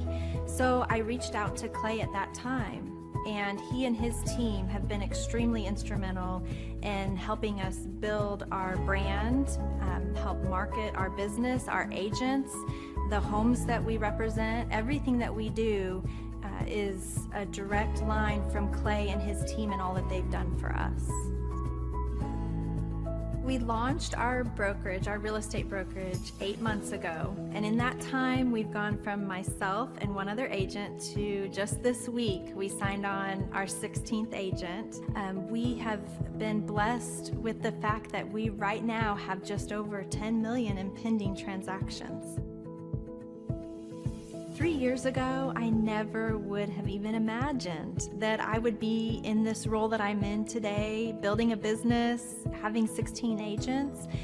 But I have to give credit where credit's due. And Clay and his team and the business coaching that they've offered us has been huge. It's been instrumental in what we're doing.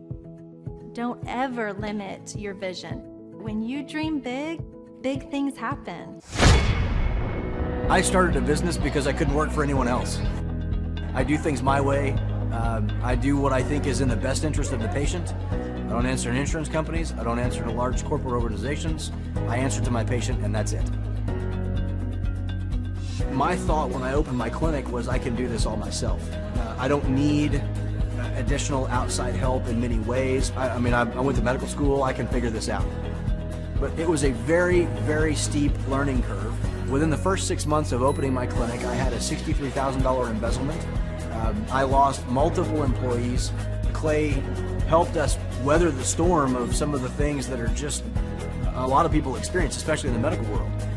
He was instrumental in helping with the specific written business plan. He's been instrumental in hiring good quality employees, using the processes that he outlines for getting in good talent, which is extremely difficult. He helped me in securing the business loans.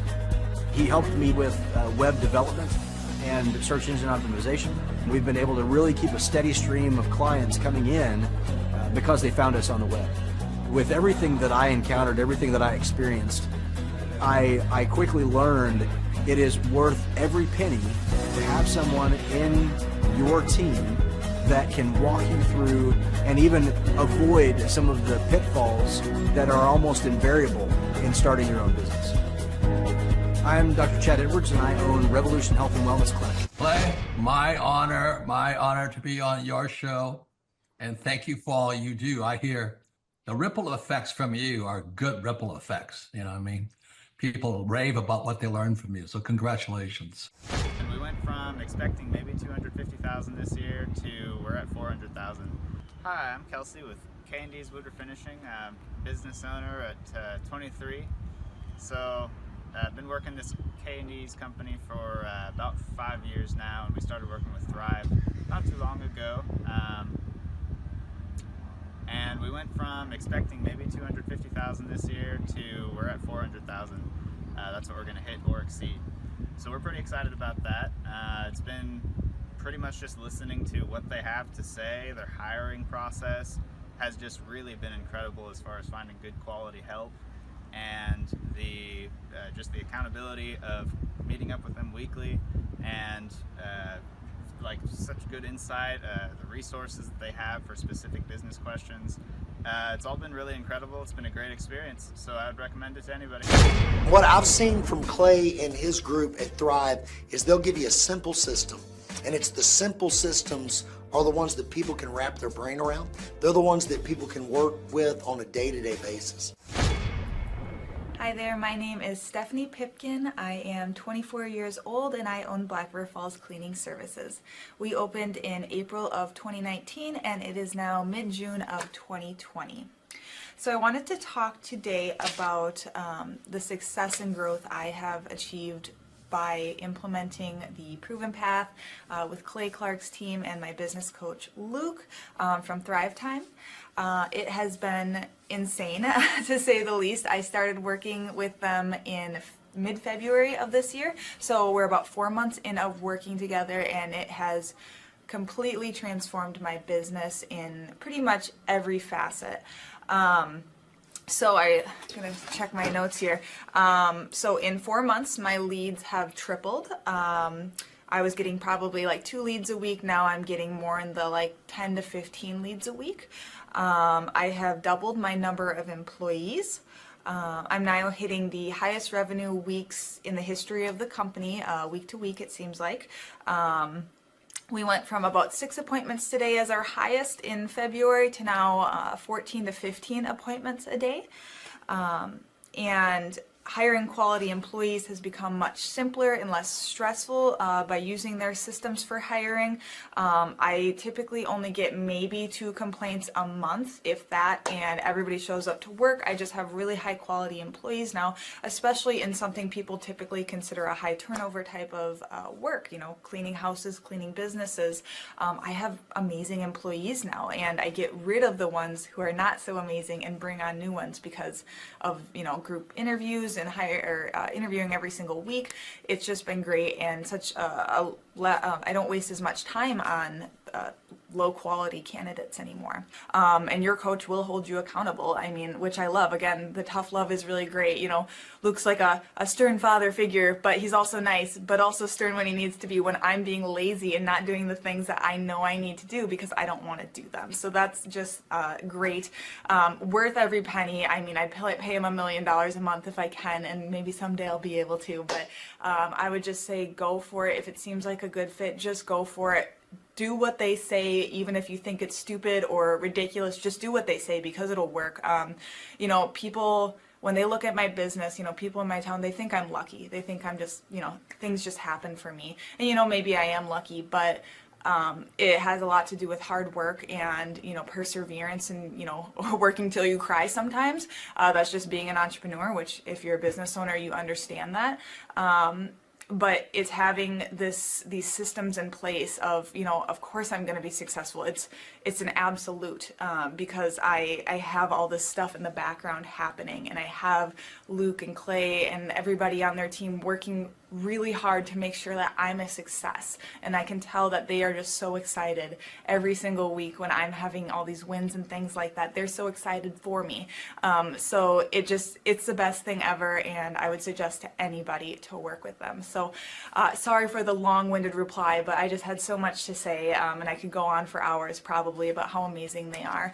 But thank you to Clay and Luke and the entire team there, everything you guys have done for me, and I am so excited to continue to work with you for years to come. Thanks so much for watching. My saying is, if it's important to you, hire a coach. And I think that's one of the reasons people are not successful is they they eat a cheeseburger instead of hiring a coach. You know what I mean? And so my coach pushes me. They're younger than me. They push harder. They're trained. And as my rich dad always said, amateurs don't have a coach, but professionals always have coaches. So I've always had coaches for whatever is important. And, my rich dad was one of those persons. You're on it, man. You're on it. You're on it. Everybody, listen to this guy. He knows what he's talking about. You have the macro picture. Very few people have that point of view. Clay, you're an entrepreneur. I'm an entrepreneur. And as they say in Stoic, the obstacle is the way. And so if you let these pinheads get in your way, you're in trouble.